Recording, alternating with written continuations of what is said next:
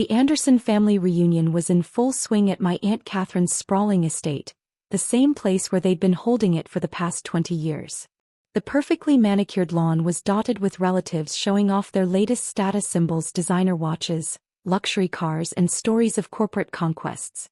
I sat quietly at one of the garden tables watching my cousins James and Sarah hold court near the barbecue, surrounded by admiring relatives as they bragged about their executive positions at Anderson Global, the family company my Uncle Robert had built from the ground up. "Did you hear about the Maxwell deal?" James was saying, straightening his Rolex. "Biggest acquisition in Anderson Global's history. We're talking 9 figures, maybe even 10. My Uncle Robert beamed with pride. 20 years of building Anderson Global into a respectable mid-sized company, and now his children were about to take it to the next level. Or so they thought. "Anna." My Aunt Catherine's voice cut through my thoughts. "Still sitting alone, I see. Some things never change." I looked up at my aunt, immaculate in her designer sundress, her face wearing that familiar expression of pity and disappointment. Behind her stood my cousins and a few other relatives, all wearing similar looks of condescension. "Hello, Aunt Catherine," I said politely, taking a sip of my lemonade. "So," Sarah stepped forward, her heels sinking slightly into the grass, "still doing that consulting thing? What exactly do you consult on again?" "Corporate restructuring and acquisitions," I replied simply. James let out a sharp laugh. "Right, because major companies are just lining up to get advice from a nobody." "Poor Anna," my aunt sighed dramatically, "still a nobody after 10 years. While my children are all executives, you're just a random consultant." "What a disappointment," added Uncle Robert, shaking his head. "Your father would have expected more from you." The mention of my father stung, but I kept my face neutral. They had no idea that Dad had known exactly what I was building before he passed away 3 years ago. He'd been the only one who understood why I'd chosen my path, why I'd worked in silence all these years. "Speaking of disappointments," Sarah smirked, "have you heard about the Maxwell deal?" "Of course not. It's strictly confidential. But tomorrow Anderson Global will be making history." I smiled quietly, thinking about the stack of documents sitting on my desk at Phoenix Consulting Group's headquarters. Documents that would make tomorrow very interesting indeed. "Actually," I said carefully, "I have heard about the Maxwell deal." James frowned. "That's impossible. It's been kept completely under wraps. Only top executives and the acquiring company know the details."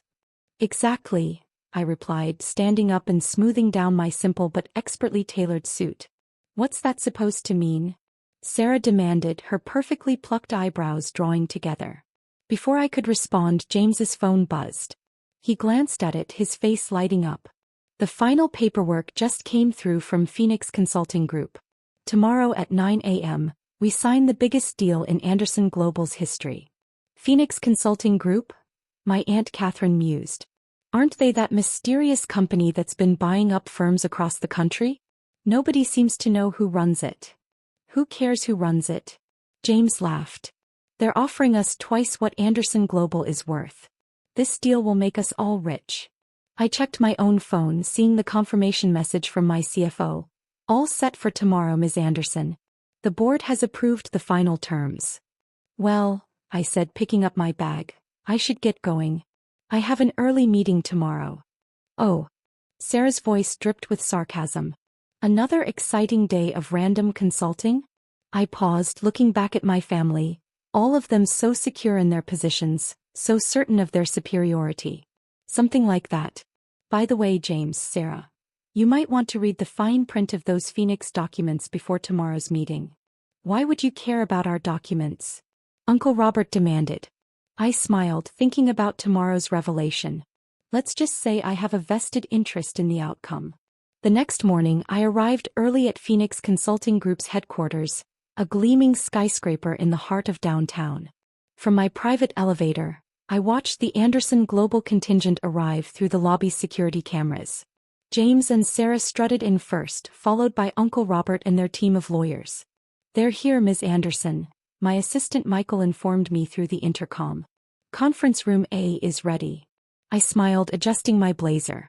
Today I'd foregone my usual understated attire for something more fitting of a suit, a designer suit that cost more than what James made in a month. Let them wait for 10 minutes, I instructed. Then send in our legal team. Through the security feed, I watched their faces as my top lawyers entered the room.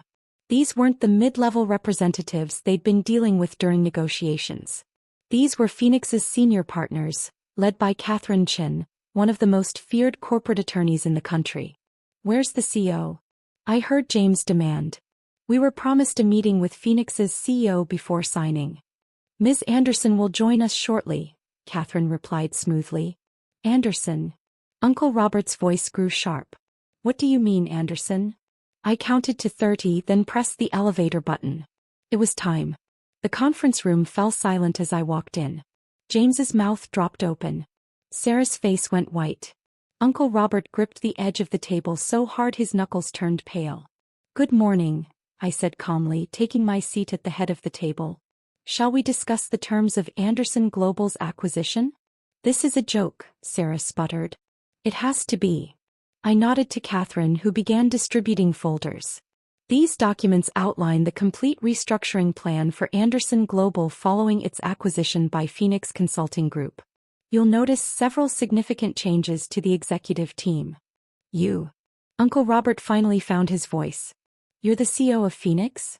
"Founder and CEO," I corrected him. "For the past 10 years, while you were all calling me a nobody, I was building one of the largest corporate acquisition firms in the country. Phoenix has acquired 37 companies in the last decade. Anderson Global will be number 38. James grabbed the folder, flipping through it frantically. "This can't be legal. We never would have agreed to sell to a nobody." I finished for him. "That's why Phoenix operates through intermediaries. Companies tend to get nervous when they realize a 34-year-old woman is running things. Especially one they've underestimated her entire life." Sarah was reading through the documents now, her face growing paler by the second. "These terms, you're planning to dissolve the entire executive team?" "Not dissolve," I corrected her. "Restructure. Every position will be evaluated based on actual performance metrics, not family connections." I paused, letting that sink in. Interesting fact. Anderson Global has been losing market share for the past 3 years under its current leadership. Uncle Robert slammed his hand on the table. "This is revenge. You're trying to destroy what I built because we didn't praise you enough at family gatherings." I leaned forward, meeting his eyes. "No, Uncle Robert. This is business.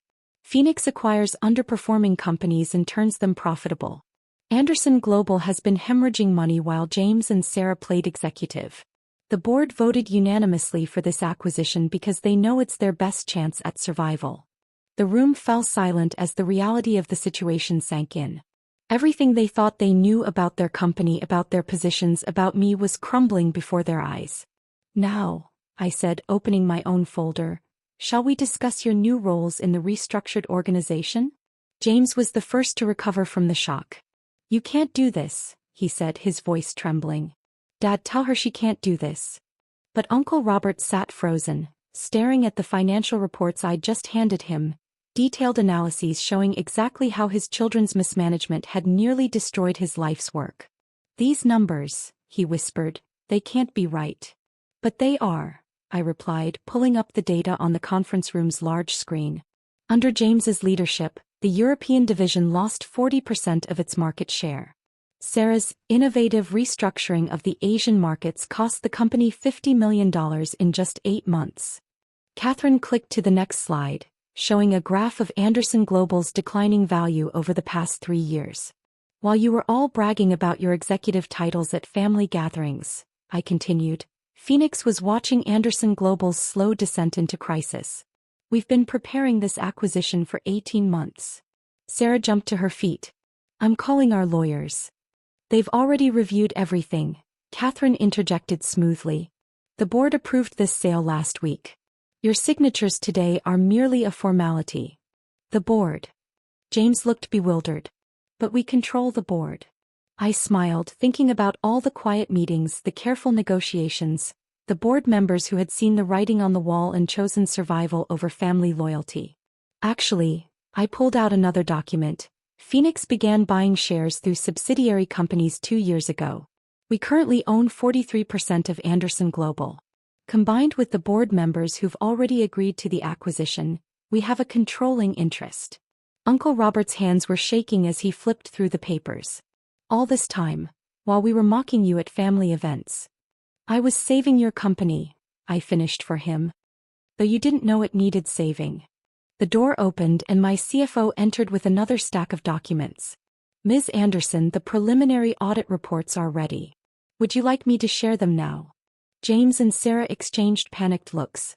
They knew what those audits would reveal: the excessive expenses, the failed projects they'd covered up, the clients they'd lost through sheer incompetence. Not necessary, I said, watching their relief. Then added, yet, those reports will be relevant during our discussion of new positions and responsibilities. New positions? Sarah's voice cracked. You mean, we're not being fired? Phoenix doesn't operate on revenge, I explained, standing up to walk to the window.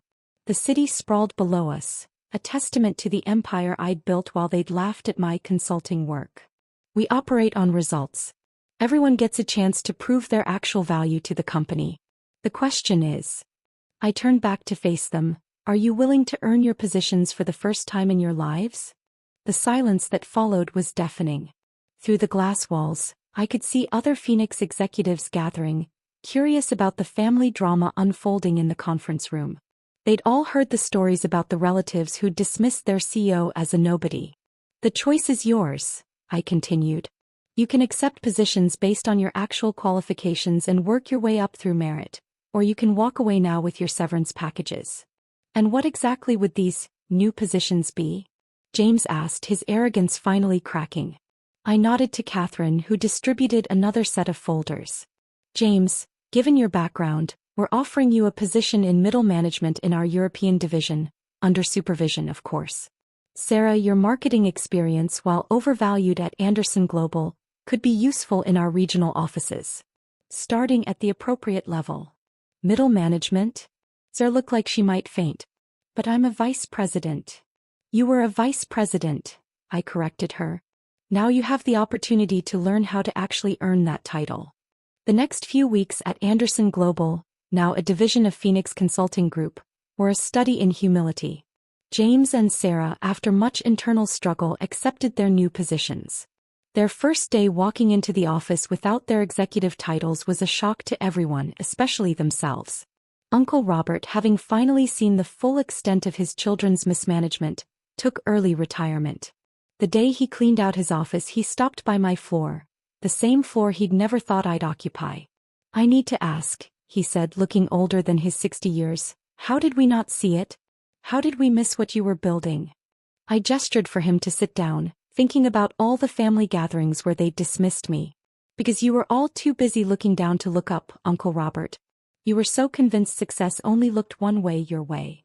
He nodded slowly, glancing around my office, twice the size of his old one. Your father would have been proud. He always said you saw things differently than the rest of us. Dad knew, I revealed quietly. Before he passed away, he was one of my silent investors. He understood what Phoenix was becoming even when everyone else was calling me a nobody. The news hit him hard. My father, his younger brother, had seen what the entire family had missed. Meanwhile, the transformation of Anderson Global was swift and comprehensive. Under Phoenix's leadership, we streamlined operations, cut unnecessary expenses, and rebuilt client relationships that James and Sarah had damaged. 3 months after the acquisition, I called a company-wide meeting. Every employee, from the janitors to the executives, gathered in the main conference center. James and Sarah sat in the middle rows, no longer at the front where they used to hold court. When Phoenix acquires a company, I began, standing at the podium, we don't just look at balance sheets and profit margins. We look at potential. Every person in this room has potential, but for too long, that potential was buried under a system that valued names over merit. I could see Sarah shift uncomfortably in her seat. In her new role, she'd actually started learning the business from the ground up. And surprisingly, she was showing real talent when she had to work for her achievements. Starting today, I continued, promotions at Anderson Phoenix will be based solely on performance. Everyone gets a fair chance to rise, regardless of their last name or family connections.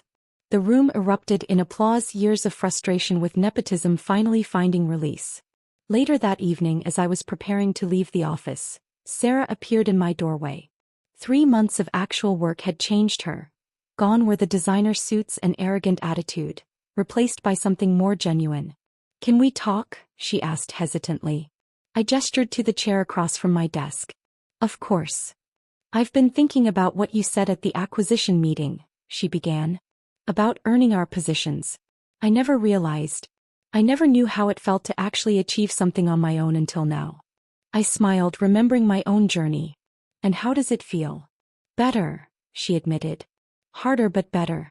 Last week I closed my first deal without using the Anderson name. The client chose us because of my work, not my father's reputation. It was different. That's what real success feels like," I told her. "It's not about the title or the corner office. It's about building something genuine." Just then my phone buzzed with a message. "The Davidson merger is ready for review," my assistant's text read. The message brought a smile to my face. Another multi-billion-dollar deal that would shock the family at our next reunion. "There's another family gathering next month," Sarah said, as if reading my thoughts. "Will you come?"